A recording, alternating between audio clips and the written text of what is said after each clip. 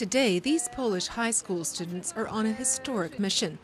Over 60 years after Nazi Germany obliterated Poland's Jewish community during the Holocaust, these young Poles are rediscovering and sharing the Jewish history of Konskie, their hometown in central Poland. For these teenagers, it's also a valuable opportunity to challenge racist stereotypes.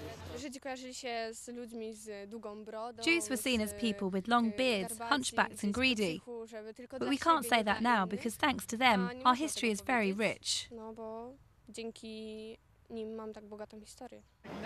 Virtually nothing remains of the once thriving Jewish community in this small town.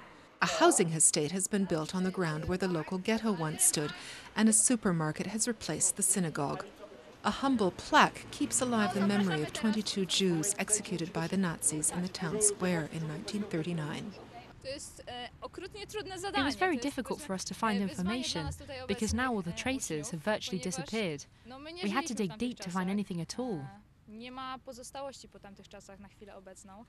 But this amateur historian has managed to collect a wealth of original pre-war documents and photographs.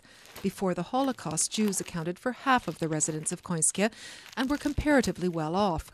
The Nazis stole their wealth before deporting them to the notorious Treblinka death camp in 1942. It was a common practice for the Nazis. They pillaged as much wealth as they could before deporting people to death camps.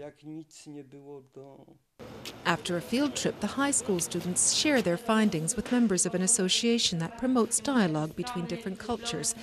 It's working with over 60 high schools across Poland to promote multicultural awareness. We'd like them to become interested in Jewish history. It's a difficult subject to broach, but very interesting, and it's still part of the community's memory. The town's amateur historians are planning another trek into Konskie's Jewish past later this year.